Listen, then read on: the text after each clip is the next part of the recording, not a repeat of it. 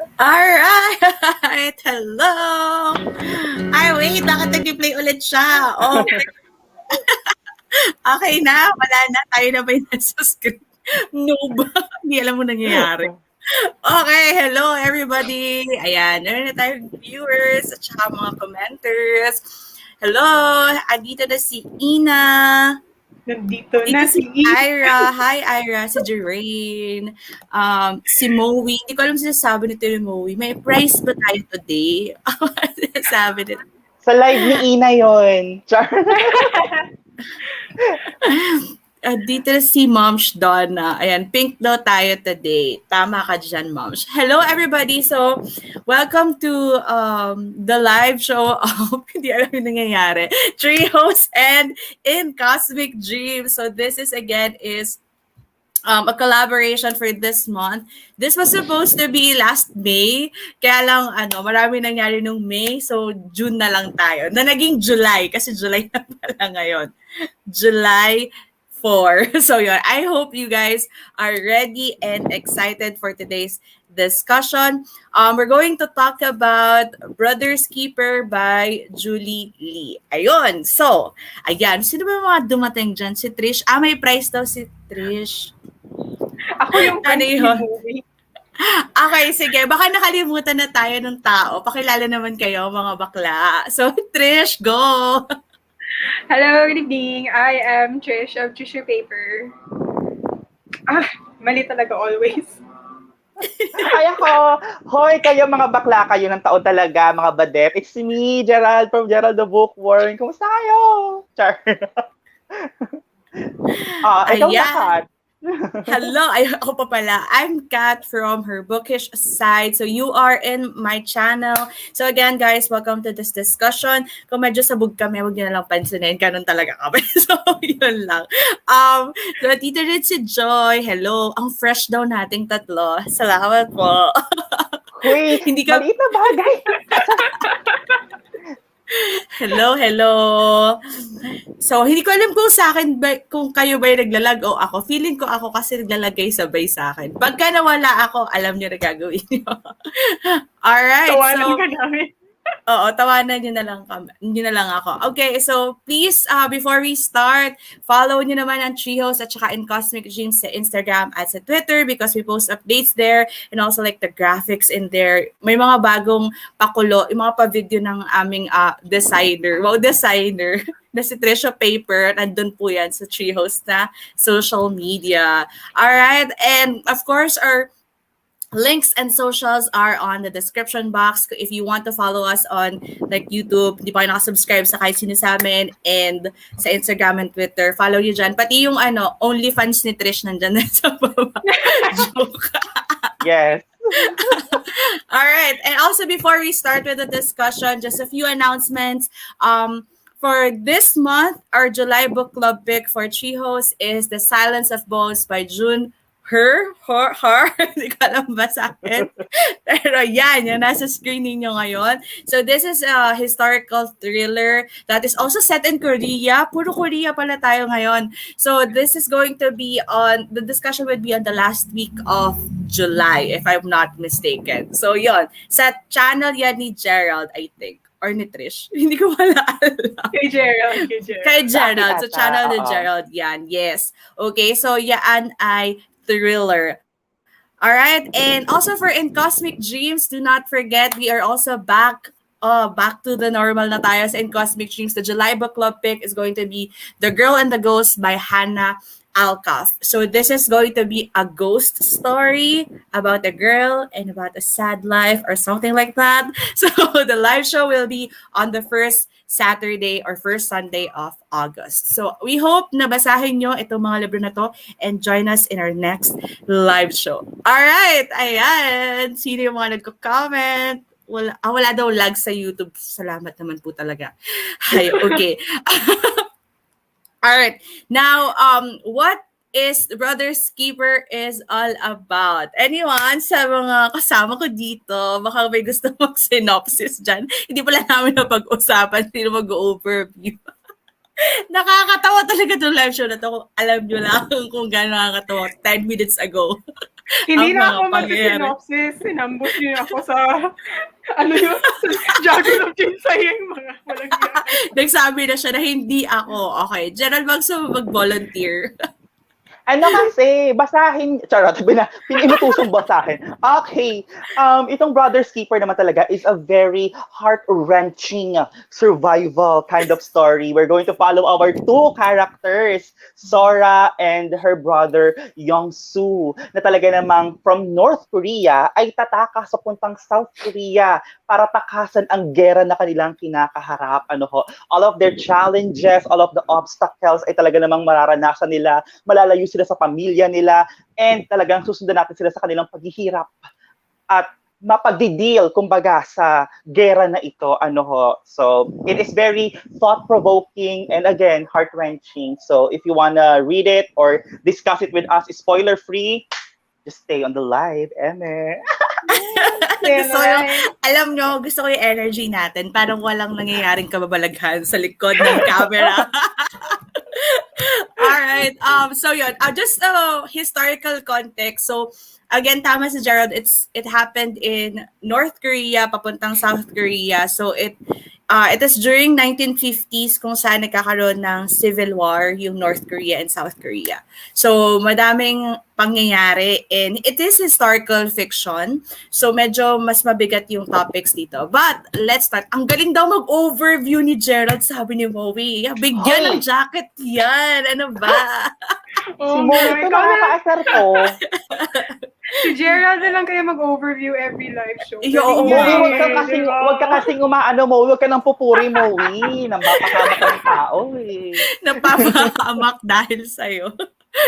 Ayun, so, yun nga. So, this is historical fiction that is middle grade. Now, let's go first. Malaman muna natin kung ilan ba ang nagbasa na o nakabasa na nito sa ating viewers. Ayan. So, meron ako ditong pakulo, Eme. So, kung nabasa niyo na tong libro na to, put like a snowflake, kasi snow siya. Winter, in-explain. Wow.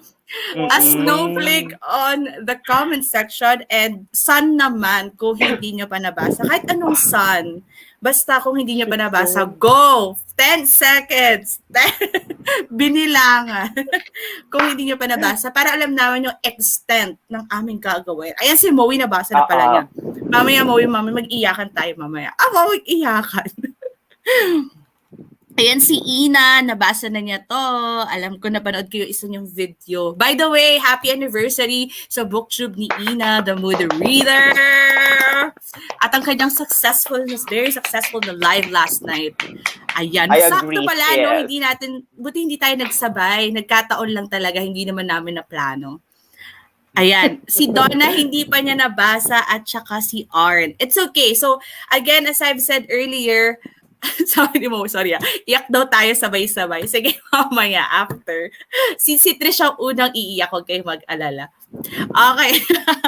So, again, as I've said earlier, the first part or the first half is going to be non-spoiler and then magkakaroon naman tayo ng konting warning kapag spoiler part na tayo. So, huwag kayong mag-alala kung hindi nyo pa nabasa, hindi naman kayo spoil para ma-feel nyo talaga yung pag-iyak ninyo pag binasa nyo na yung libro na yan. Okay? So, love you, Ina. Love you, Trihoes daw. We love you too. Ayun. Talaga to? Buti na kami nag-I love you. Ang sama na ugali mo, Captain Lisa, no? Oo. Joke lang. Pero baka mauwi pa to sa love life ni Jaron. Uy, tama na. Change topic. Okay, so finally, before we go to the questions, just a few warning about this book since meron sa inyo hindi pa nakakapagbasa. So this has like trigger and content warning, war elements such as death, bombing, and violence. So this is middle grade, so hindi naman ganun ka, I don't know how to describe that, parang ganun ka descriptive yung mga, itong mga trigger warnings na to. But just in case that you would like to know kung ano yung mga trigger warnings, para hindi nyo siya basta-basta i-recommend sa middle grade. Okay, dahan-dahan lang sa pag-recommend. But now, let's go to the first question. So again, non-spoiler pa to, mga kaibabayan. Wala po magsaspoil. So the first one would be, what are your expectations going into the book? Like, Ano ba yung mga naisip nyo before reading this book, nabasa yung synopsis or the first few chapters, and na-meet ba ng libro na to ang expectations din nyo? So if you've read the book, you can also put your comment dyan sa comment section. Okay. Si Trish, unahin natin kasi siya pinakaunang nakatapos. Go, Mom! What's your expectation? For the first time in forever, ako lang nauna, no? Ay, yes! Ako lang muna matapos. Hindi na ako yung humahabol. So, dahil si Kat yung nag-recommend nito, in-expect ko, naiiyak na talaga ako. In-expect ko na masasaktan talaga ako kasi si Kat nag-recommend. Tapos, ganon. Yes, very much so. Thank you. Joke. Has the book met these expectations? Hindi. Lumampas po siya sa expectations. Hindi po ako ready. Nakahiga po ako 2 a.m. sa Katre kasi hindi ako makatulog. Umiiyak ako. Minura ko si Kat sa chat kasi umiiyak ako at 2 a.m. Hindi ko alam kasi hindi ko maintindihan how a middle grade book can be this. Ano ba? Ang sakit. Parang nakakasakit. Ang sakit niya. Like, middle grade ba to? Middle grade yung pain. Parang ulit ngayon. Pero, ang sobrang ganda ng book, pero sobrang masakit din. So, yan yung expectations ko, but the level was beyond what I expected. So, mag-star rating ba? Or yan lang? Yan muna. Yan lang muna. Okay, yan ang answer ko. Sige.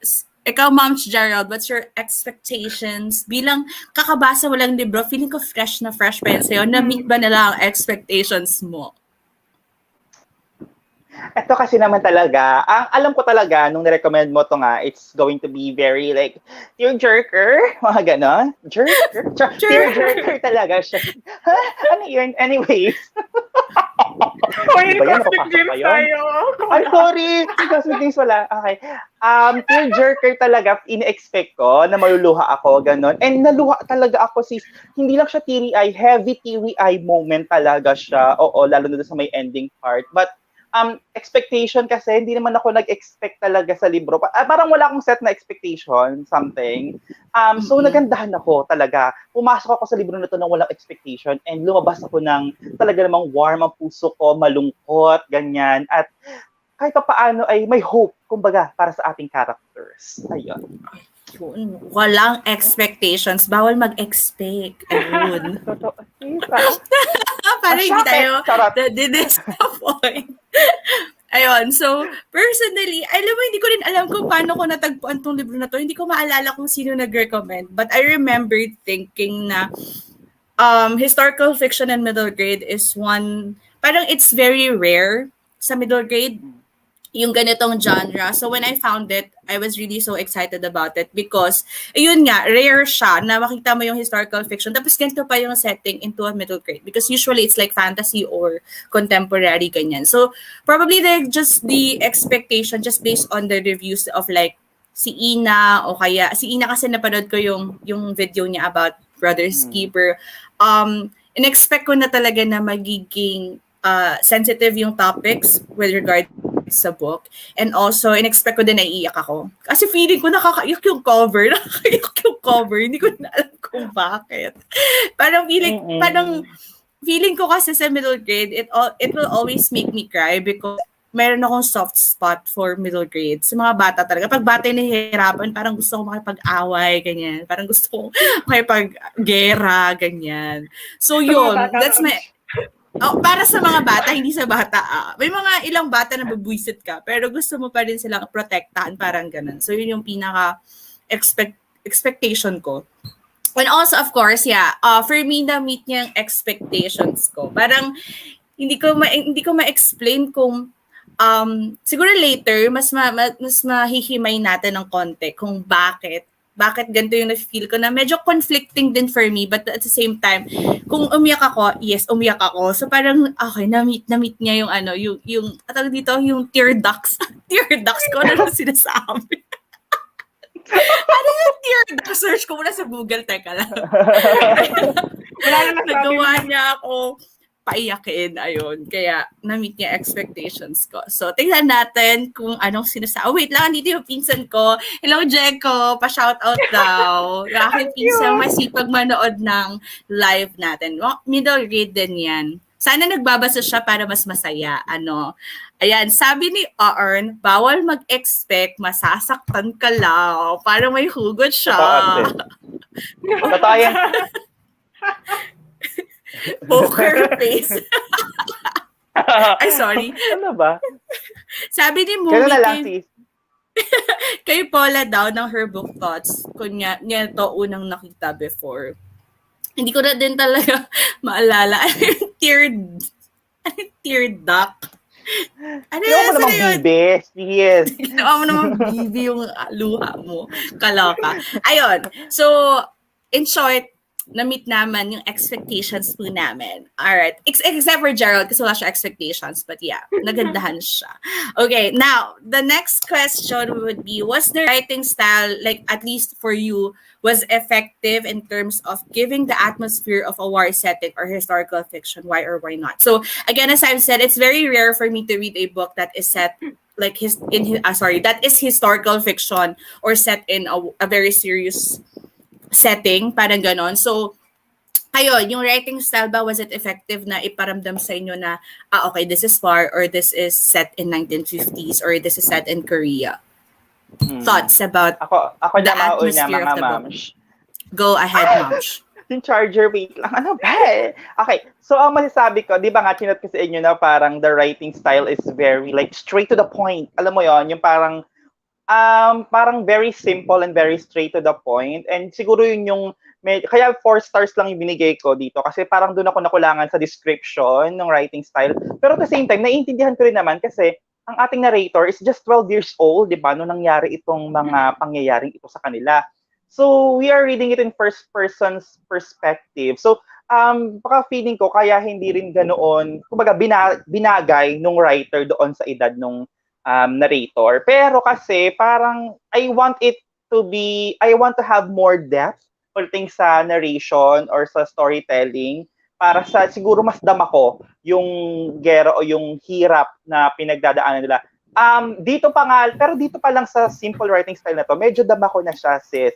Pero I feel like mas ma-move ang puso ko to the left and to the right, kumbaga.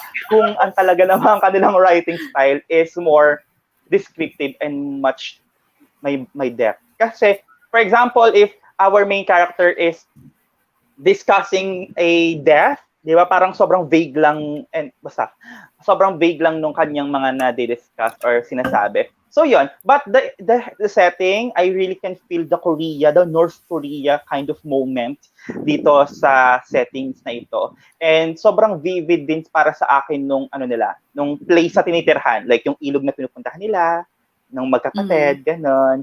So ayun, natuwa naman ako doon. But again, I just want more depth, kumbaga, sa narration. Thank you. Okay, go ahead, Mom Trish. Excuse me. Agree ako kay Gerald na it was very straightforward, walang masyadong flowery words or descriptions. And I think kasi excuse me, sorry. I liked it. Pero at the same time, parang may gusto ko something more. But at the same time, tama rin yung sinabi ni Gerald na maybe ganito yung storytelling because it's from the perspective of a 12-year-old child. Like, hindi niya ma-process fully lahat in a way na very, very concise or alam niya lahat. So, I guess one example na parang, kasi ito yung interesting sa akin is there are scenes na sinusulat ni Julie Lee na she says something that parang nare-reflect din yung feelings ko, especially when it comes to the characters. Pero hindi siya descriptive. So parang, yes, nagets niya, but at the same time, parang kulang pa rin. Parang ganun yung feeling ko. Yung example is, may scene doon na, hindi to spoilery, na may scene doon na parang sumama yung loob ni Sora sa mama niya dahil sa favoritism churba niya. Tapos, yung thought ni Sora was, di ba anak mo din ako? And parang ganun yung feeling ko. And parang nasatisfy ako na na-acknowledge yun na part na bakit my favorite this. And pero at the same time, parang I wanted more na mag-delve into sa thoughts and emotions ni Sora na bakit ganito yung treatment sa akin. Parang ganun. Tapos, pero at the same time, hindi ko ma-explain ng maayos. Pero yung gusto ko more, but at the same time, parang if walang more, parang okay naman ako. Parang ganun. Contento naman ako. Like, Same. Diba? Parang gusto ko more, pero as it is right now, okay na din ako. Parang ganun. Ayun. Copy-paste na joke lang. So, for me, I agree with Ina, perfect yung writing style for me. Kasi sabi niya dito, perfect yung writing style. And sabi niya, she listened to the audiobook kaya medyo nadala siya ng bonggang-bongga. So, it goes the same with me. Although I read it, alternate. Minsan nagbabasa ako ng physical, minsan audiobook pag may ginagawa ako. So, for me, the writing style is perfect because nakuha ko yung sinasabi both ni Gerald at saka ni Trish that there's like lack of depth with the narration. But also at the same time, nakukuha ko kung bakit there's a lack of depth kasi it's a middle grade book. And I agree with Trish that because it's from a perspective of a 12-year-old girl, that's why the descriptions are not that deep or not that complicated, parang ganun. Talagang straightforward yung writing niya because for me, the reason is because probably it's because of it's middle grade. So, yun yung pinaka na-appreciate ko because I see or I can imagine a middle grade reading the book and understanding it agad because the writing style is just easy to understand. So yun, so feeling ko it's that specific reason. But with like the atmosphere and the setting, alam mo yung feeling na, hindi ko alam kung napanood yun na yung Crash Landing on You ng K-drama. Yung anong pangalan? Captain Eme. So, yun yung pinakahuling K-drama na natapos ko. Siguro mga back in 2019. Yun yung pinaka-last ko na napanood na K-drama. And yung setting kasi noon is in North Korea. So, kung may nakapanood dyan sa viewers, let me know. So, yung setting niya is North Korea. Tapos, di ba, na-aksidente yung babae. Parang ano ba tawag doon? Parachute ba siya? Tapos napunta siya sa North Korea. So from South Korea siya. So from there nakita niya yung perspective ng ano yung buhay sa North Korea. Tapos natutuwa ako while reading the book kasi kung ano yung nakikita ko sa K-drama, yun din yung nakikita ko sa book. Like for example, yung yung scarf nila na red, sobrang importante nun, hindi siya pwedeng mabasa, hindi siya pwedeng malukot, hindi siya pwedeng magusot kasi papagalitan sila ng parang pinaka-commander nila. Tapos every morning, sabay-sabay sila gigising kasi may magpapatugtog dun sa lugar nila. Yung mga ganon. So, nakakatuwa dahil nagre-reflect or although fictional pa din siya, pero yung consistency nung sinasabi kung ano yung na-experience nila sa North Korea was same dun sa napanood kong Korean drama, which I think kinds of validates kung ano yung nasa libro. So, kaya natuwa ko kasi na-imagine ko siya at the same time naalala ko yung Korean drama. So, for me, it was effective. Like, I have that background schema. So, naging effective siya sa akin. And then yung writing style nga was very for middle grade. So, that's just how I see it. So, yun. Perfect siya for me. But I understand what you guys are saying. So, yun. Bago tayo punta sa next question, sabi ni Sai dito, na-miss daw niya tayo. Na-miss ka din namin, Sai.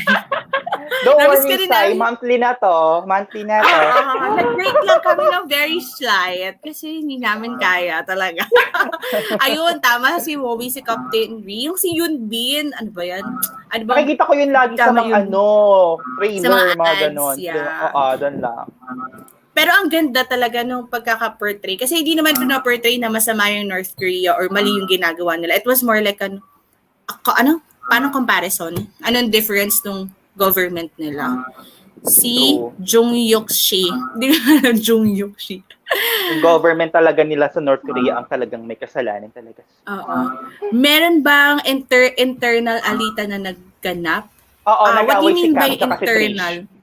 Nag-away si Kat tsaka si Trish. Gumawa tayo ng drama, sis. Charot. Actually, kasi, Drama aamin na club. kami, nung May kasi, joke Oo. lang, Sige, sis. Charot. parang Spontaneous. pag-usapan. Sa live, gumawa ng drama, di ba? Gusto mo yan? Walang script, magkakalabas sa sama ng loob. Kasi actually, nung May, na-hurt talaga ako. Oo. Ang hirap nung pinagdaanan namin. Charot. Oh my God. Sabi ni Mommy, kasi si Trish gusto niya ng BTS na launch. Oo. Naggumawa siya ng troll account. Char! Kasi Actually, hindi ako pinapansin kahit nag-message na ako. oh my God, nakakaloka. So yun, kung gusto niyo ng drama, wala po kami dito. Next time punta ulit kayo. Baka meron. Walang drama. Mental health break talaga, di ba? Oo, may mga Mental talaga, health. kailangan lang ng break. Anyway, next question na nga tayo. Kung ano na sinasabi nito na naman nila. So, so let's talk about the characters. And instead of like talking everyone about, kasi medyo marami-rami rin ang characters dito. Siguro, i-identify na lang natin yung ating 3 categories. So, sino yung character that is your favorite? Like, pinaka gusto mo talagang protektahan with all your life? Sino yung least favorite mo or hate mo? Sobrang hate mo siya. And then, sino yung pinaka tumatak sa'yo? Who struck you the most? So, baka may answers na kayo. Wait lang, mabasa mo tayo comment. Mga artista daw, kailangan daw may issue. Hi, ikaw yung artista na walang issue masyado. Joke lang, artista. Pila-pila. Ako na, ito na, favorite ko talaga. Ma'am. Ako yung nag-initiate. Character development. Charot. Volunteer, bago ka na. Hindi. Favorite ko talaga si Yongsu. Yongsu ba yun? O Yongsu? Siguro Yongsu, kasi hindi naman sa Yongsu English siguro. pronunciation. Si Yongsu talaga favorite ko. Kasi alam niyo yon, sa gitna nung paghihirap na pinagdadaanan nilang magkapatid, pinapalakas niya yung loob ni Sora by, talking about their future plans, ano ba yung gusto nilang gawin in the future pag nakarating na sila sa South Korea, kapag malaki na sila. Alam mo yun, yung parang hindi siya nawawala ng positivity kahit na nandun sila sa mahirap na kalagayan. Ganun. And that positivity helps Sora talaga din to continue. Dahil minsan, di ba, nawawalan na rin siya ng pag-asa sa buhay niya na makakarating pa ba sila ng South Korea or whatever. And then, least favorite ko is yung nanay nila, sis, talaga. Hindi ko talaga makaya ang nanay nila. Alam mo yung nakakainis, yung nanay nila, bilang ako rin naman talaga ay may issue din talaga maganda sa nanay ko. Talaga nakarelate naman talaga ako in another level on that part. Nakakainis ang kanilang nanay dahil alam naman natin na girls way back are, hindi sila na-appreciate, diba? Talaga naman. And kitang-kita natin na kahit na sa sarili nilang nanay, 'di ba? At sa ibang tao, talagang hindi nila na-appreciate si Sora na parang hindi nila nakikita. That is why. At kahit ano nakaligtas sa sila, sis, 'di ba? Nung spoil, sorry. Hindi, pero kahit na nung nandun sila sa latter part na they are now in the better position, sabi nga ni Sora, ay, continuation pala ito. Akala ko ay mababago na ito. Continuation lang pala, but in a different place. Sabi ko, tama ka dyan, Sora. Nagigigil ako dyan sa nanay mo talaga. Kaya, ayun, yun ang aking naiinis ako sa kanya talaga. Siya ang least favorite ko. And, okay, of course, the character that struck me the most is Sora, of course. Charot, si Myunggi talaga. Konti lang yung screen time, pero dahil lalaki, sis, ina na. Charot, hindi.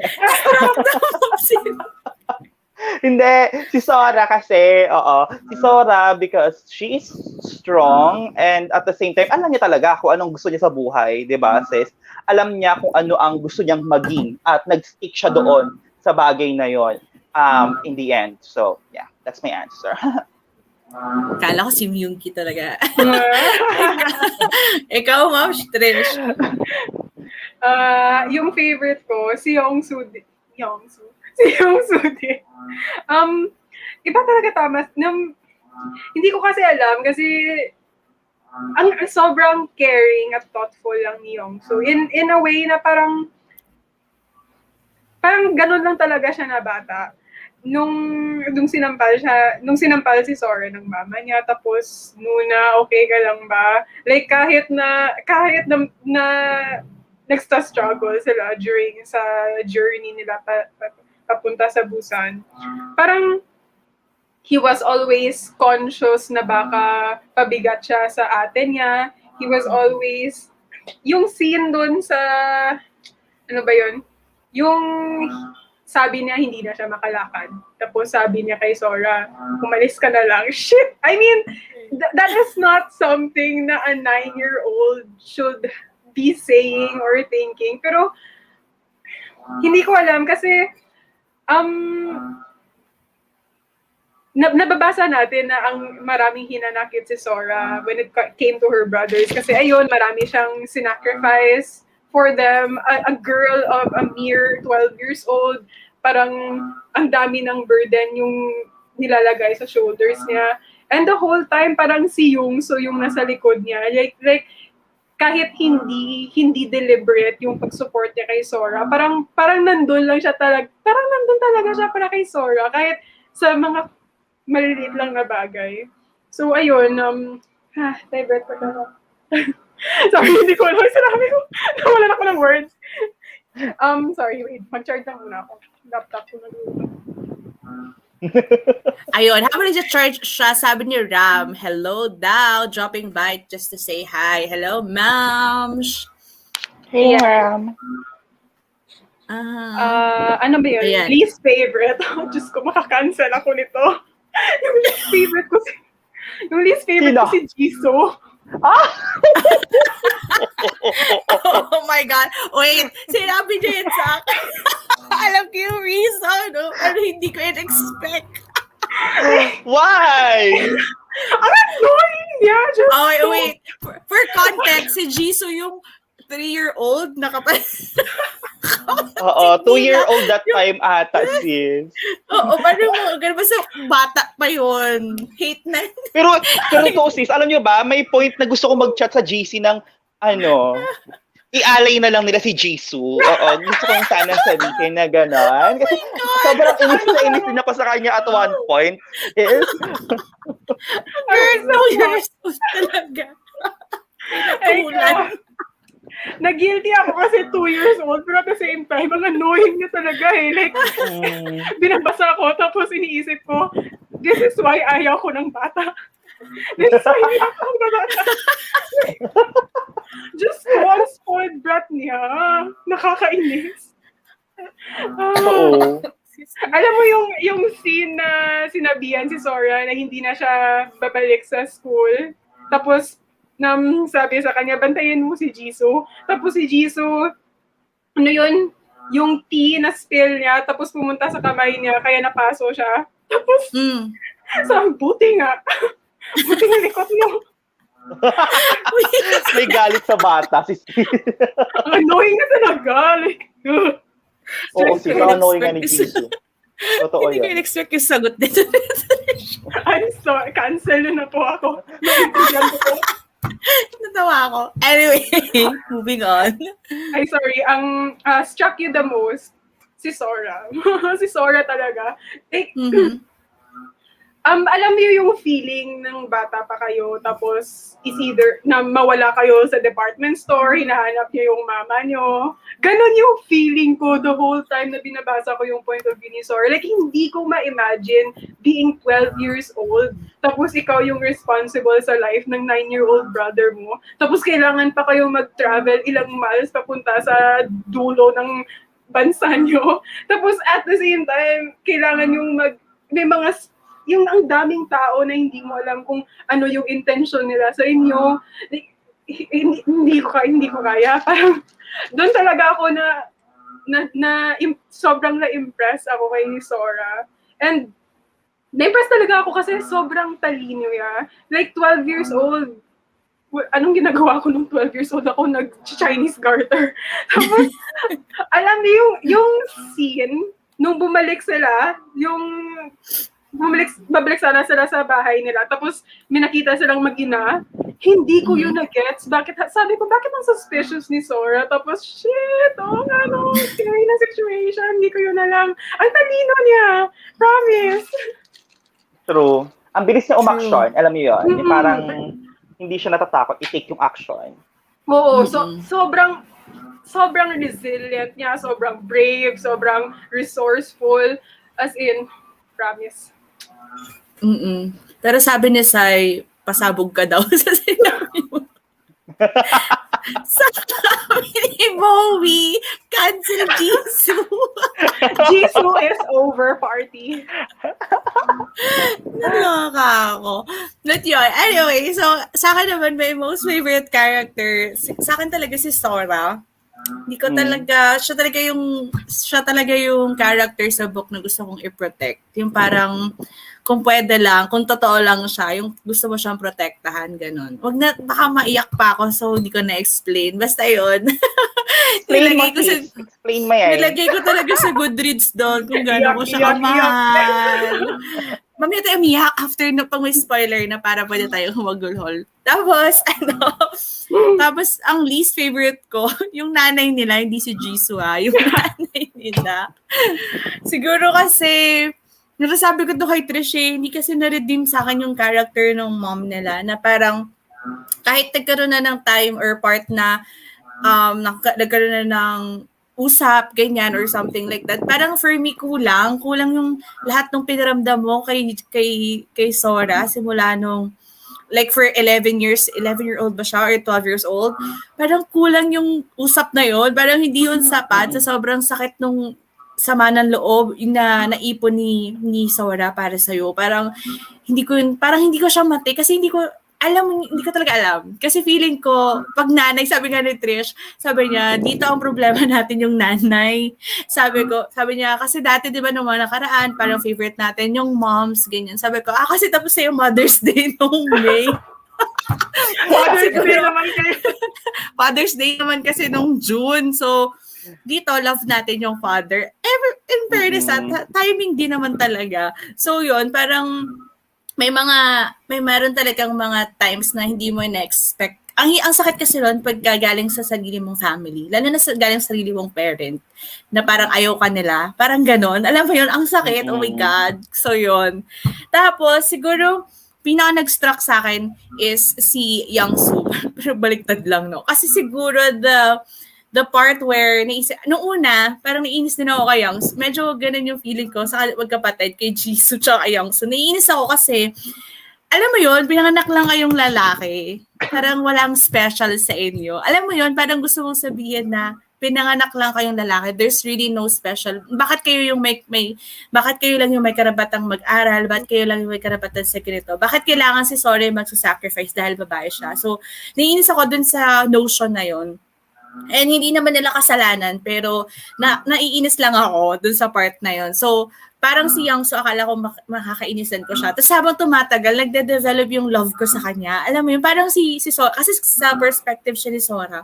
So, habang tumatagal, kahit naiinis si Sora sa kanya sa start, nagde-develop din yung siblinghood nila at saka yung love niya for Youngsu. Lalo na silang dalawa lang yung sila yung nagjo-journey doon sa book. So, ayun, parang meron isang part na ginawa si Youngsu. Mamaya sa spoilery ko sasabihin. May isang part siya na ginawa doon sa conclusion. Yung ending na talaga naiyak talaga ako. Parang feeling ko hindi ko siya makakalimutan.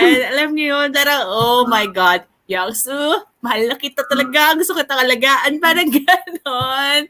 Ganon yung feeling sa akin. So, may mga characters kasi na sa simula, feeling mo, hindi mo magugustuhan. Tapos siya yung nag-grow siya sa akin. Kumbaga, parang ganon. So, yun. Medyo sad yung mga sagot ko. Pasensya na kayo. That's life. Sabi ni Movie dito. Yeah. Agree daw siyang sad talaga, but it happens in real life talaga during their time, even if she's a woman herself, parang she doesn't want to break the cycle. Sana with Sora stuck in the old ways. Yeah. At saka sabi niya, kasi may sabi na lalaki lang kaya magpatuloy ng bloodline. Sino pa si Puno nun? Galit si Momi. Kalma ka lang, sis. Diba? Like, hindi ko gets. Like, gets ko yung norm na yung lalaki yung nadadala lang yung last name. Pero as if kung babae ang anak mo, wala na yung dugo dyan. Parang, ha? True. Ha? Yeah, so parang, ang sakit. At saka kasi, dahil nga, we have to understand na 1950s siya. Pero, alam niyo kung iisipin, modern pa din yung 1950s eh. Kasi 1800s pa nag-start yung, yung superiority ng mga lalaki. So parang 1950s na, gantong-ganto pa rin yung mindset. Well, actually, hanggang 2000s naman, ganun pa rin yung mindset ng iba. So, parang nakakalungkot, tapos nakaka-frustrate at the same time. So, sad. Anyway, so, next naman is eto. What is one aspect that you like most about the book? Ano yung pinaka-paborito yung aspect with the book? Like, is it the characters, the storyline, or a specific setting, a specific scene na parang ito yung pinaka-nagustuhan ko talaga with the book? Your answers. What's your answers? Gerald, Okay, nag-isip sila. Ako na pala talaga! Ako siguro, what I really like about the book is the characters. Yun talaga. Kasi sa kanila ako na-attach talaga dito sa libro na to. Like, sila lang talaga yung dahilan kung bakit ako nagpatuloy because I want to see kung ano ba ang mangyayari sa journey nilang magkapatid. But when I'm talking about the characters, I'm talking about Sora and Youngsu only because it's their journey. Sila yung gusto kong makita, sis. Hindi yung ibang tao. Nung akala natin sumabog yung tatlo, si Jisoo, nanay niya, tsaka tatay niya, medyo okay lang naman ako kasi buhay pa naman si Sora tsaka si Youngsu. Charot.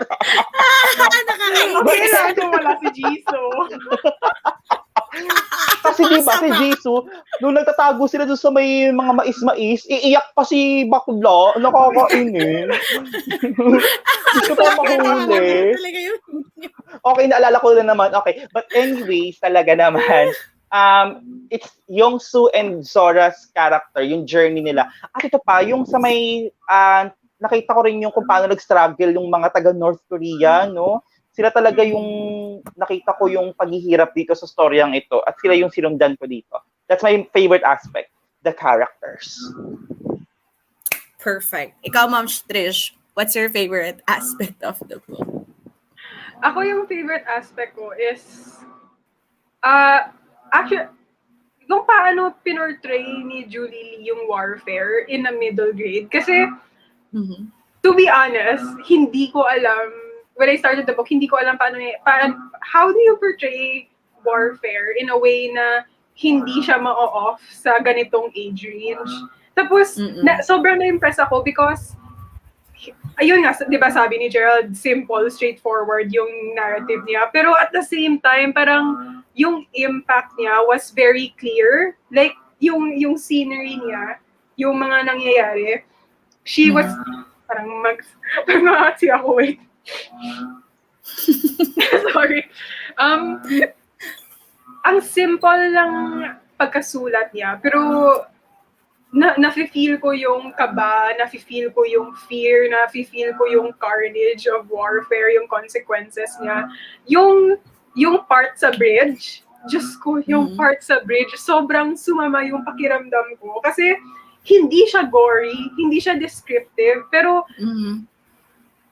ang galing ni Julie Lee mag-construct ng scenario in a way na malalaman mo kung what is at stake sa mga nangyayari sa mga tao. Like, ito ka-desperado ang mga tao, ito yung ginagawa nila, itong mga nangyayari sa kanila. And na-impress ako na kahit sa simplicity lang at kahit hindi siya ganun ka-descriptive or ka-gory, Julie Lee was still able to parang i-convey yung severity, yung heaviness of warfare at kung anong magagawa niya sa mga tao. Yeah. Tapos na ba? Nano kasi ako sa sinasabi mo na process ko eh. So, yeah, actually yun yung pinaka-favorite ko ding part.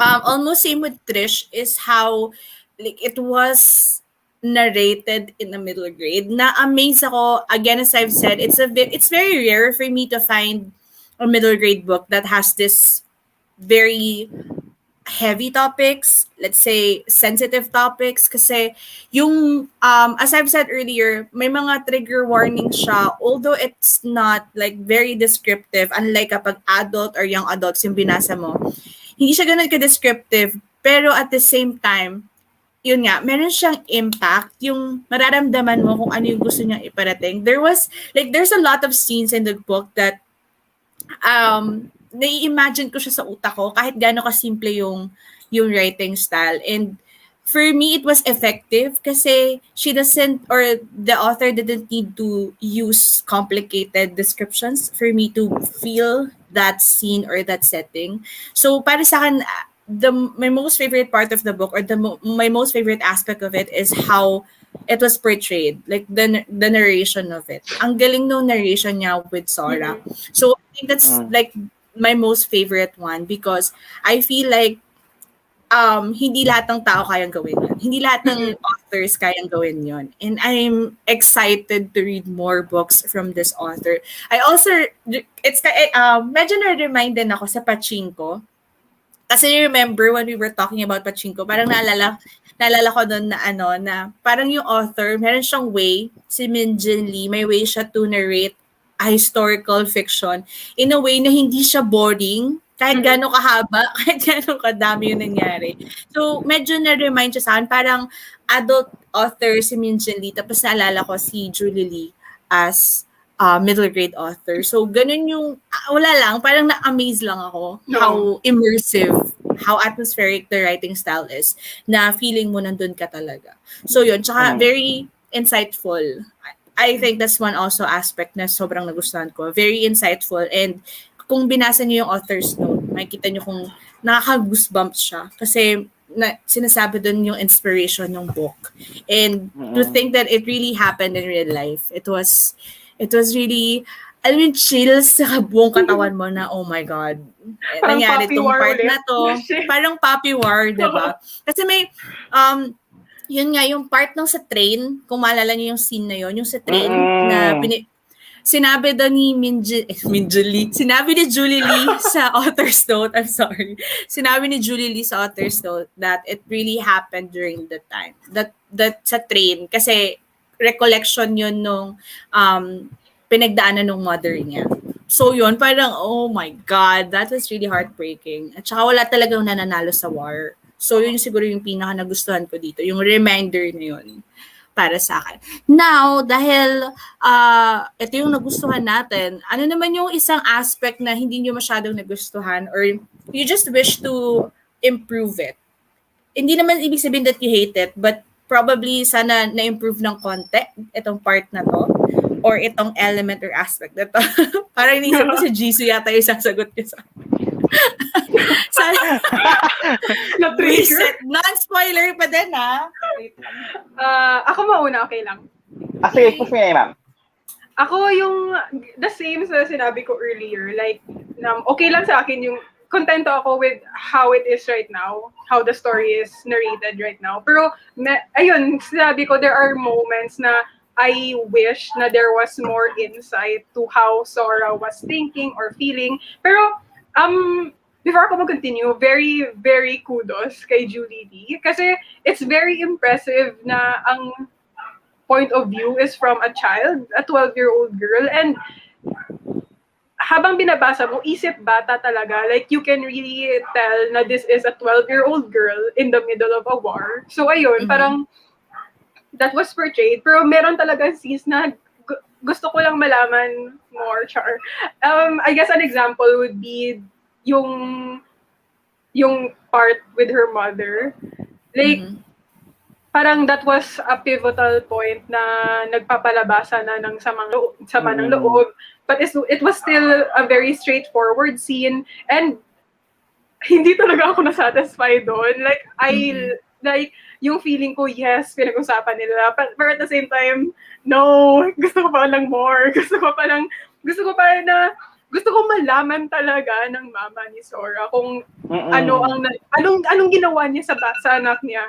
Gusto ko mas masabi pa more ni Sora yung mga hinanakit niya. Parang ganun, like more lang, joke. Hindi naman more in a bad way, pero more in a chismosa way, like gusto ko more.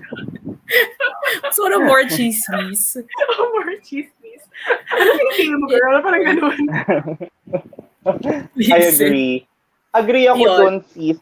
Tsaka agree din ako sa sinabi mo, di ba, yung parang we want more for of the narration, but we are okay kung ano na siya ngayon. Mm-mm. Gano'n na gano'n Mm-mm. din talaga yung nasa isip ko ngayon. Ang akin naman is, for example, when they are experiencing doon sa bridge, di ba? Doon sa tutulay sila sa sa ice. Gano'n, di ba? May Mm-mm. scene doon na may nakausap siya ng babae na may dalawang anak, gano'n. Parang sobrang vague lang para sa akin nung nangyari kahit na parang sobrang action-packed siya, di ba? Parang I want more of that. I want to know kung ano pa yung fear na naramdaman mo. Sige, ilabas mo yan, Sora. Yung mga ganyong emotion, gano'n. Pero I agree with sa sinabi nyo na nga na yung writing style niya is mapapakita talaga sa'yo. Kasi pag nagpapanik si Sora, kapag feeling niya helpless na siya, ramdam ko din eh. So, okay din ako na ganun na yung writing style niya. Pero again, agree with Trish, I would just want more. And dun nga sa confrontation nilang mag-ina, gusto kong ipamukha niya sa nanay niya, sis, talaga, yung lahat ng mga pinagdaanan niya, sampal-sampalin niya ng mga, mga pinagdaanan niya, yun ang gusto kong gawin. Pero, ang bilis natapos. Ang bilis natapos nung Oo. Tapos next chapter, parang, mom and I, bonding moment, parang ganun na agad, diba? So, ayun, medyo nakulangan lang ako doon. Actually, pare-parehas tayo ng sagot. Yun din yung pinakaunang pumasok sa isip ko. Parang feeling ko, kulang. Yun nga, paulit-ulit na kami dito. Kulang. We need more of that. And not just, because you would like to know more about Sora's thoughts, about like emotions. Parang hindi niya nailabas lahat. Kasi parang, pero alam niyo, parang medyo realistic din siya sa akin in some ways because alam niyo yung mga bata, parang ang bilis nilang makalimot, parang ang bilis nilang mag-forgive, parang ganun talaga siya. Yung parang, basta nag-sorry sa'yo yung mama mo, o kaya basta binigyan ka ng ganito, or ganyan, tapos pinaramdam sa'yo na mahal ka naman nila. Parang, ang bilis mong mapatawad yung lalo na pag nanay mo, o kaya lalo na pag parent mo, or kamag-anak mo, or family mo, ganyan. So, realistic siya, again, it's okay, but at the same time, you just, as a reader, gusto mo lang makuha yung satisfaction. I think yun na yung hinahanap natin. Gusto lang namin ma-satisfy. Yun lang yung gusto namin mangyari. Parang, kulangan lang kami. Pare-pares. Actually, kami ni Trish, nung una, kasi si Gerald, last siya nagbasa. Sabi ko kay Trish, hindi siya na-redeem sa akin at all, the mother's character. As in, hindi talaga. Parang feeling ko, hindi, kulang yon. Hindi pwedeng yun lang yung nangyari. Pero at the same time, ayun, it's very realistic. I think so, in my opinion. So, yun. Now, before we go to the spoiler part, so medyo ilang questions na lang to. Pero bago tayo pumunta sa spoiler part, since meron pa naman tayo mga viewers, hindi ko lang alam kung nasa na sila dahil hindi sila nagko-comment. But it's okay. Do you think this is a must-read for everyone? Why or why not? Do you think like everyone must read this book? Very, very short lang kung bakit. Tapos punta tayo sa spoilery part and then, ayun. Kahit definitely lang, parang, because definitely. It really educates you kung ano ba yung mga yun lang pala, definitely very short. And then kasi it really educates you kung ano ba yung mga pinagdaanan ng mga North Korean para lang makapunta sa South Korean that is, for them, is their freedom. Ganon. So, yun. Yun lang. Ikaw ang Trish. Ako, definitely din. Definitely. Kasi, I think it's really good na ngayon ang dami ng mga authors of color that are able to tell their stories and stories about their roots and their cultures in middle grade. Kasi para sa akin sometimes na-overlook yung middle grade books and its importance. I mean, yung age range of readers that pick up middle grade books, yung parang that part of their lives are very, parang, para sa akin, parang doon nagsta-start na magbuo ng own thoughts yung mga bata eh. So I think it's important for children of this age range to be able to read a book like this and read something that is beyond their experience, beyond their knowledge of a certain country or a certain history, parang ganun, because para in that way hindi lalaki yung bata with a very narrow belief or a very narrow understanding of a certain country or a certain culture. Like 12 years old ako or kahit teenager ako, wala akong nalaman sa Korea aside sa K-pop at sa kay Sandara Park at sa iba. Like, and having books like this would have, hindi naman na, hindi ko, like, I'm not saying na if I read this book when I was a preteen or a teenager, like, mababago yung life ko or mas magiging mas magiging better person ako. Pero there's an awareness there. And at least may starting point na books like this would encourage people to know more about a certain person or a certain history. Like, starting block siya for people to be interested. Uy, ano kaya yung nangyari sa Korea at that time? Parang ganun. And it would open doors for them to know about others as well. Parang ganun. Char, nag-speech. Thank you, that's all. It's okay. Yeah. So then follow ko lang yung mga sinabi nila na it's definitely a must read, especially if you are someone who likes to explore on others, like other countries' history. Kasi ang alam ko lang talaga before before ako magbasa ng mga books related to this kind of topics, ang alam ko lang talaga is magkaaway yung North and South Korea. But I don't have any idea bakit sila magkaaway or bakit sila hiwalay. I don't even know that they have separate government before I started reading this kind of books. Like, I na may North and South pala noon, promise. Yes, like, di ba parang hindi mo alam bakit merong ganun silang civil war that is still happening up to this day.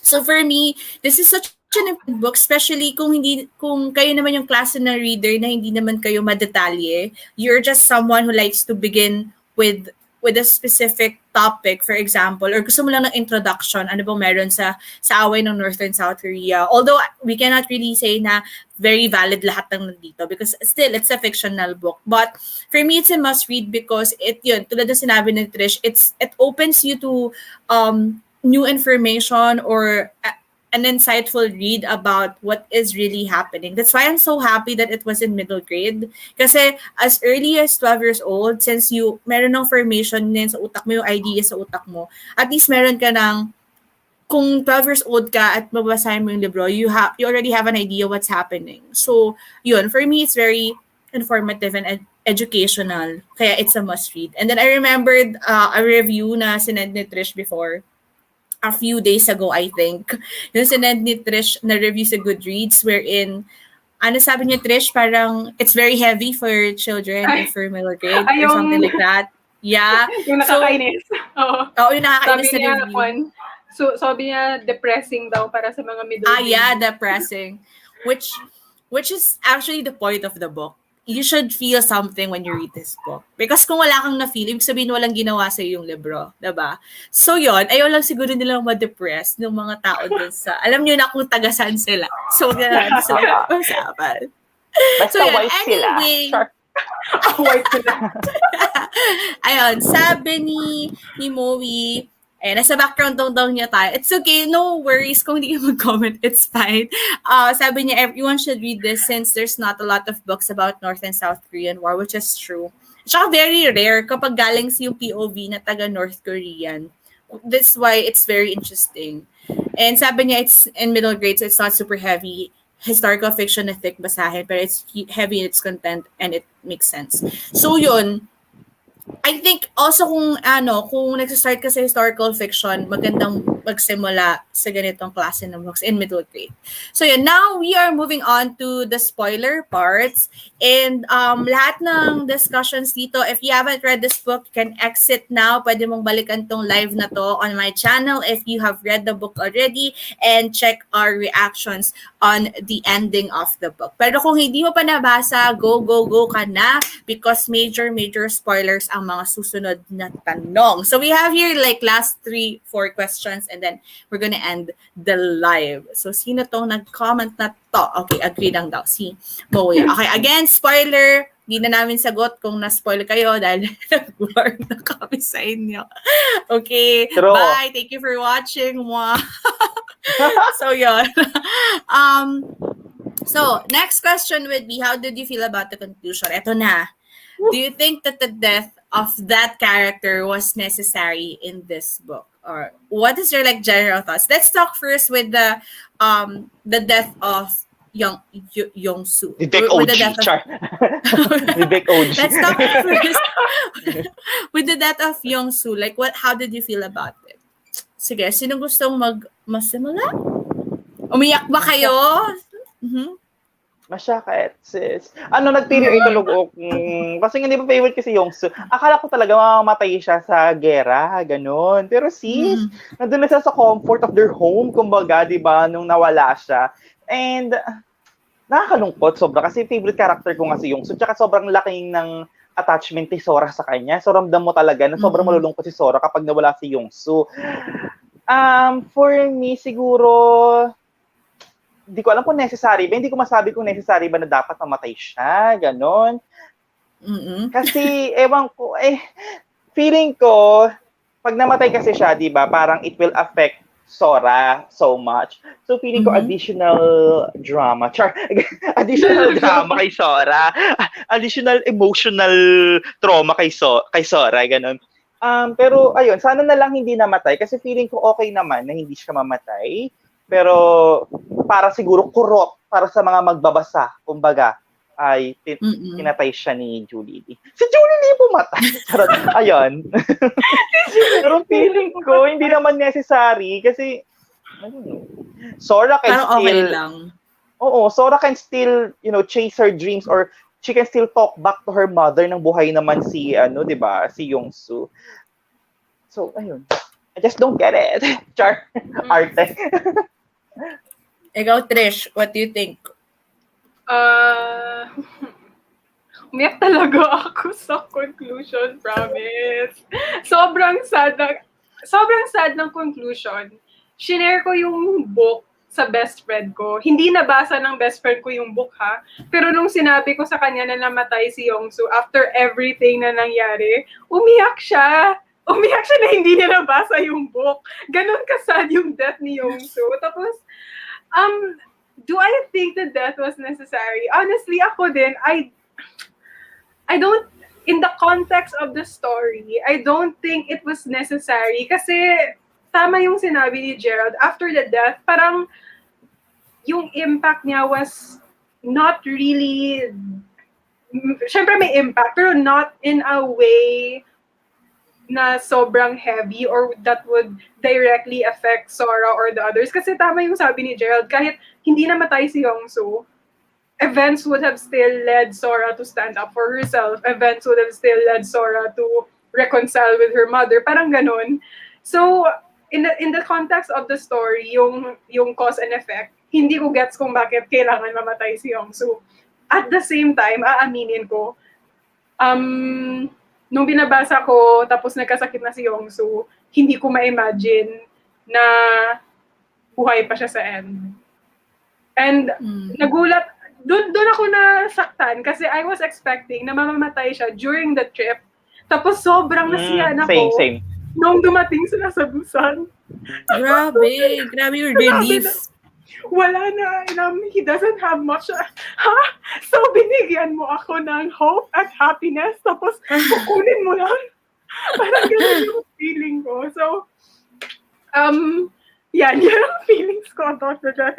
Yeah. Sobrang sakit, and para sa akin, na-multiply siya ilang beses because of the fact na they survived the trip. Like, they survived the trip na kaya ni Yongsu, na kaya ni Sora, pero ayun, na-reunite na sila sa family nila, magkasama na silang lahat, and nawala siya. Parang,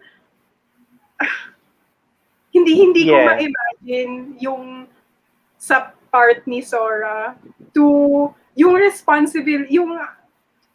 how she felt responsible for Yongsu's death. And doon talaga ako nainis sa nanay kasi binastayan mo ba si Yongsu? Na-check mo ba if may sakit siya? Pinakain mo ba siya? Like, ma'am, we are in a war. Parang, anong in-expect niya sa 12-year-old na bata? Diyos ko, parang gano'n. Pero yun, sorry, nag-tangent na ako. I agree. Feeling ko mas okay o mas less yung sakit kapag sa travel siya nawala, no?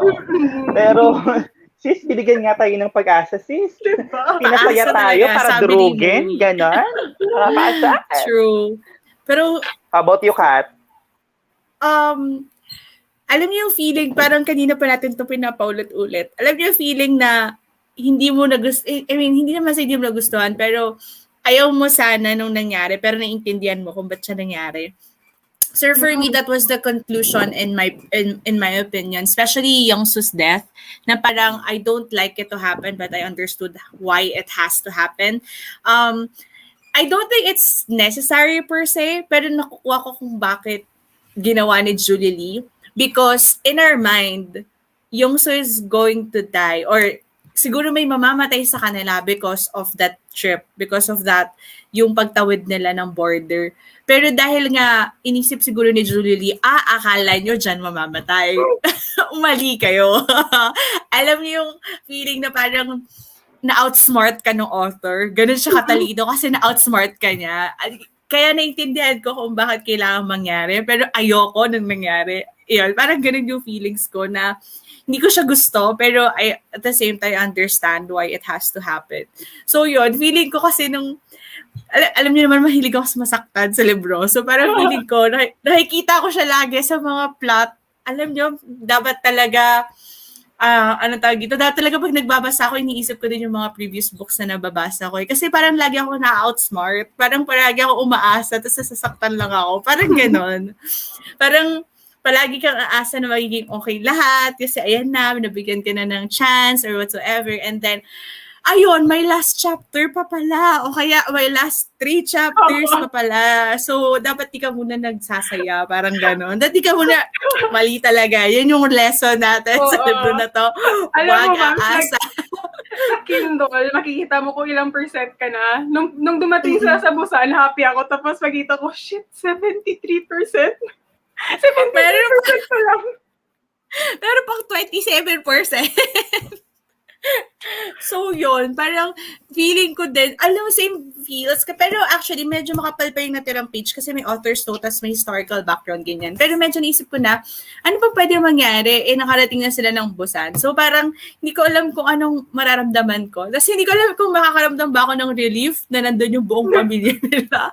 O, hindi ko alam kung matutuwa ba ako, maiinis ako, nandun yung nanay niya. Alam niyo mga ganong feeling sa conclusion. So yun, parang feeling ko it has to happen. And also, parang on a side note, feeling ko din, it is a different angle of war na hindi lahat ng namamatay sa war is because nasabugan sila or because of that trip or something like that. I think it also is an angle na kung saan pwedeng mamatay ang isang tao sa war with just yung health hazard lang na makukuha nila sa kung nangyayari. Kasi kung hindi naman dahil sa war, hindi man magkakasakit si Youngsu eh. Kung hindi naman dahil sa ginagawa nila, hindi naman siya magkakasakit. So I think it's also like a different angle na parang iba rin yung makikita nating angle. So I think yun yung purpose ni Julie Lee kung yun yung reason ba't siya namatay. So yun, malungkot, pero kahit masakit, kailangan tanggapin. Parang lahat ng bagay sa mundo. Kahit malungkot, kailangan mo siyang tanggapin. Nakakainis. Pero yun. So, wala nang nasabi. Puti naman, di tayo umiyak ngayon. Ay, sorry. Naalala ko pala kanina yung sasabi ko na may isang scene doon na feeling ko hindi makakalimutan si Youngsu.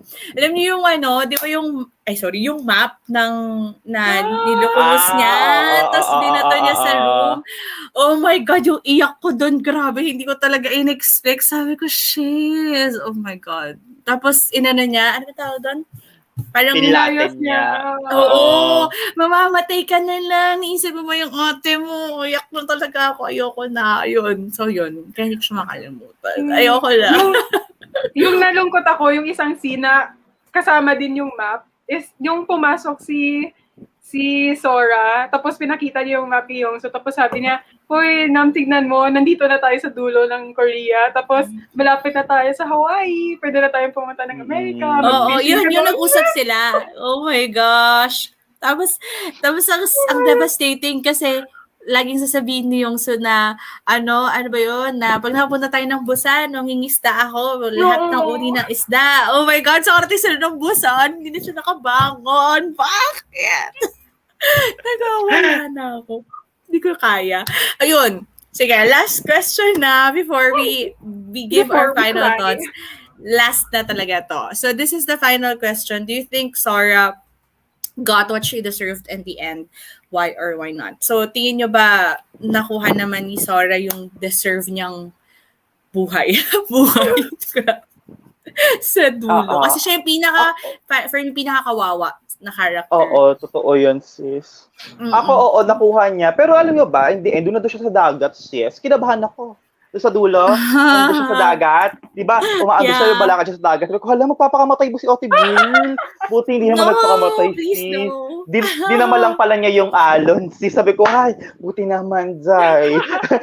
Pero happy ako kasi talagang na-appreciate na rin siya, di ba, ng teacher niya. Binibigyan siya ng additional reading, which is yun talaga yung gustong-gusto niyang gawin sa buhay. And parang natanggap na rin nung nanay niya na talagang itong anak ko talaga, pala libro talaga to, pala aral talaga itong anak ko na ito.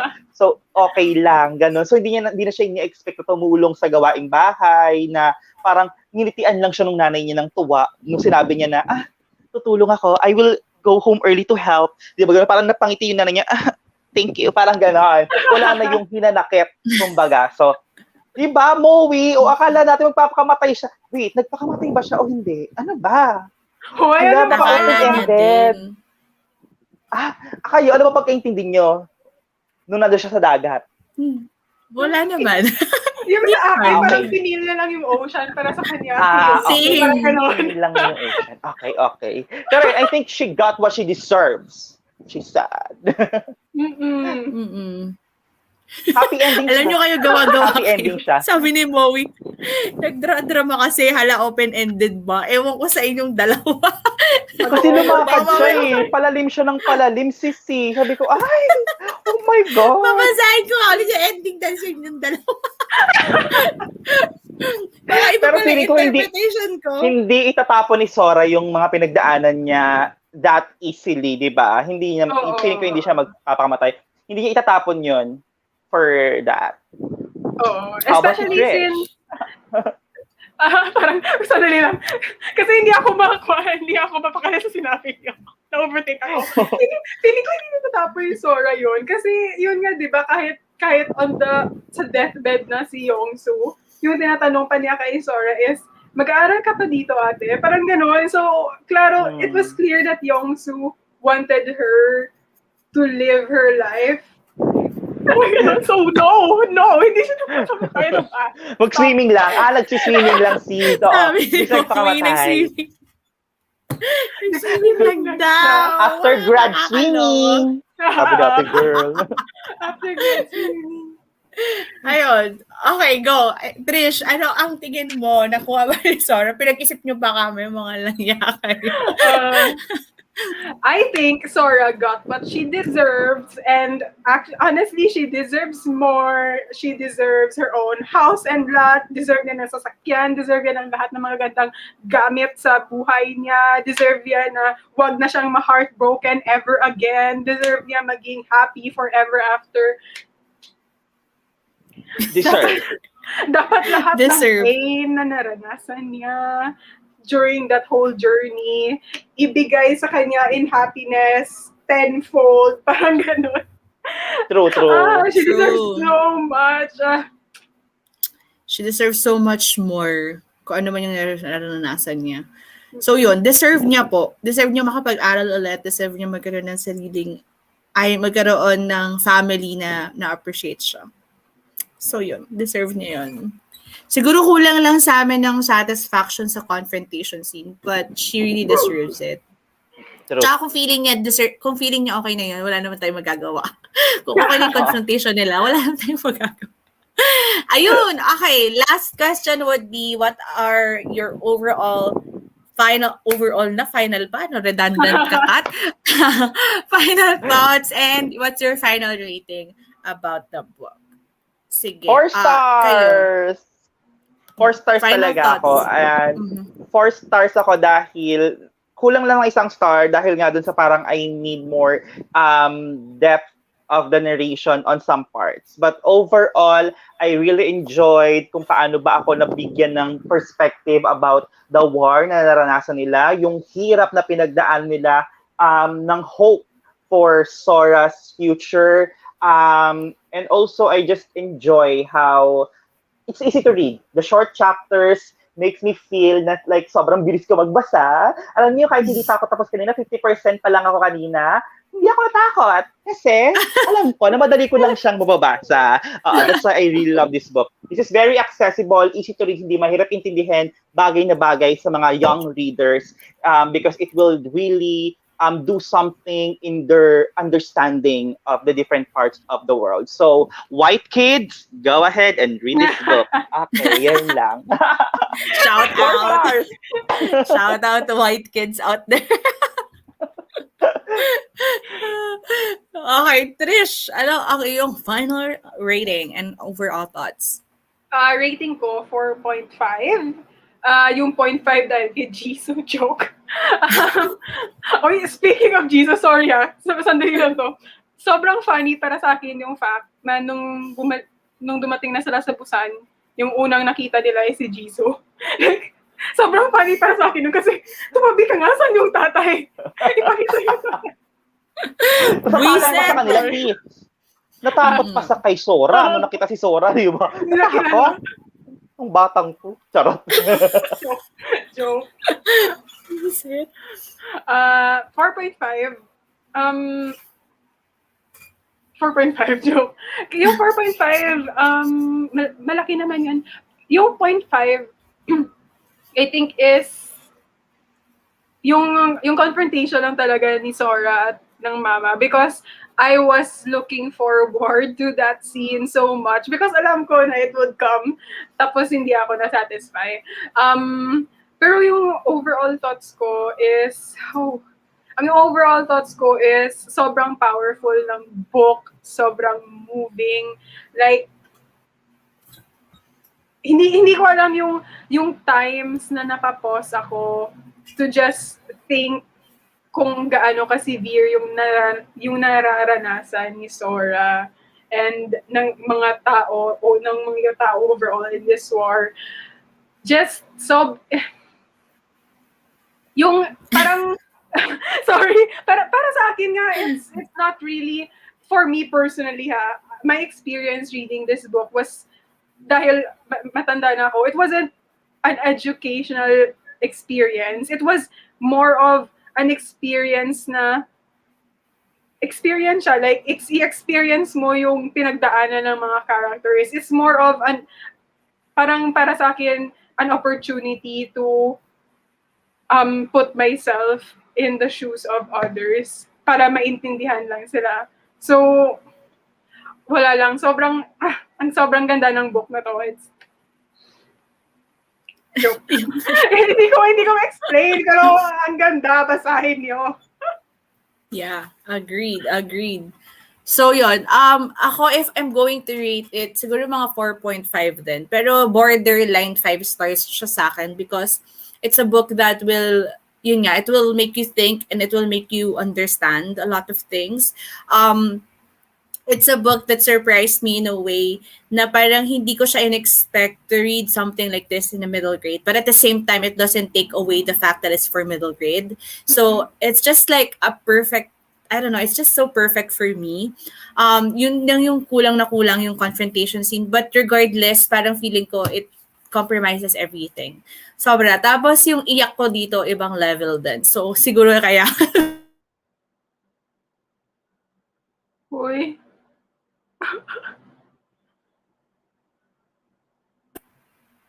Ayan, Hello? nawala ako. Okay, bumalik na ba ako? Andito na ako. Okay, kamapit ka lang, internet. Okay, matatapos na kami. So yun, parang ang sarap niyang basahin because you know that by the end of it, you will learn something from it. And also, alam niyo naman kasi kung gaano ako weak sa middle grade books. So lahat ng middle grade na nabasa ko so far for and Cosmic Dreams, lahat talagang favorite ko sila. So, ayun. Nakabayad na ba sikat na internet bill? Nagbayad naman kami. Wala pa kaming due date. Nakakaloka. Anyway, so, ayun. It's highly recommended to everyone. Just make sure na if sa middle grade nyo siya sa middle grade niyo siya i-recommend, you have to prepare them for the trigger and content warnings because there are like some scenes in here na hindi masyadong pleasant. It's insightful for them, but again, with ayaw naman natin ma-trauma yung mga middle grades. So, siguro yun lang. Kung adult kang babasahin to, I think hindi siya ganun ka-harmful. Medyo light mo lang din siyang iti-take kung adult ka na. Pero for middle grades, yun nga. Kailangan ng guidance ng nakakatanda. SPG. Kailangan ng parental guidance. True. Ayun. Hukay ng So, magulang, ang kailangan. ayan. Ewan ko sa'yo. Ay, nako. Sabi ni Moe, nakalimutan ko na magbayad kasi nag-BBW. Mga bastos. Joke Si lang. Trish, safe si Trish sa BBW. Oo nga. Shitan. Sana all. Sana all walang parating na bill. Okay. So, ayun. That ends our discussion for Brother's Keeper by Julie Lee. Thank you so much to everyone who stayed with us. Nabasa nyo man o hindi yung libro, for staying with us for more than 1 hour. Kung hindi nyo pa ito nabasa, please do read it. We highly recommend this book. It's really a fun yet heartbreaking experience, but it's something na mapupulutan natin lahat ng aral at the end of it. So yeah, please read this book. Don't forget to follow us on those social media accounts. And also, just a quick reminder before tayo mag-end for July. By the end of July will be Silence of Bones by Junher. And sa In Cosmic Dreams naman ay The Girl and the Ghost by Hannah Alkaf. So, ang announcement ng live shows will be on the social media. So, hopefully, doon kayo mag-follow. Any more last thoughts before we end this live? Ano to? Sabi ni Sai, hindi daw siya masyadong maka-interact kasi hindi pa daw niya nabasa yung libro, pero na-miss daw niya yung energy natin. Sana hindi ka na-spoil, Sai, because it's a great read. So, yun. Any last words before we end this live show, friends? Thank you and keep safe. Magpa-vaccine kung available na sa inyo. Yes. Ayan, at magpa-register. Ayan. Ilang days Any na lang. vaccine is a good vaccine. Ilang Correct, days na lang correct. babangon tayong lahat. Charot. No, I mean, ilang days na lang yung registration sa Comelec. So, please magpa-register. Akala ko babangon tayo. Kasi less than 365 days na lang, sis. Wiset. We're almost there. We're all kapit lang, mga kababayan. Trish, any last words for our audience? Wala naman. Wala. Wala sa end ko. Sorry. Wala akong magsasabi sa inyo. Don't worry, Please, Sai. Kami gagawa kami ng booktube drama kaming tatlo. Like, Sabi ni Moe, mag-aaway-away kami. Ay, ano daw, pa-plug lang ng kanyang book talk at hindi ko alam basta dyan, Bowie. Ikol, Moe. Bakit ikol? Ano yan? Wala kaming drama. Pag nagka-drama kami, malalaman nyo. Mag-live kaming tatlo para lang mag-away. Pagka walang schedule, biglang Ganito yung thumbnail. This is my story. Ganon. My truth. My truth. This is my story. This is my story. Ganon. This is my side of story. Exposing the Trihoes. Bigla ang live yung Trihoes. Tapos sabi, bakit kinag-live? Kasi mag-aaway kami sa live. Mag-aaway kami. Bakit? Bardagulan. Para may witness, nakakainis. Anyways, again, kung wala nang last words si Trish, again, thank you so much sa lahat ng nakigulo sa comment section at sa lahat na nag-view. If you're watching this in the future, maglalagay ako ng timestamp sa description box. Sana maalala ko para hindi naman kayo masyadong mahirapan. And ayun lang, please watch out for the next live shows. Promise, andito kami hanggang sa susunod na mga buwan. Take lang kami ng break. Pasensya na, we just need it. So yun. If you want to follow any of us, it's gonna be on the description box. That's it. Thank you again, everyone. Tama na to. Ang dami namin sinabi. Bye! And good broadcast! Salamat! Salamat! Sa Trihoes Bardagulan daw. Bye!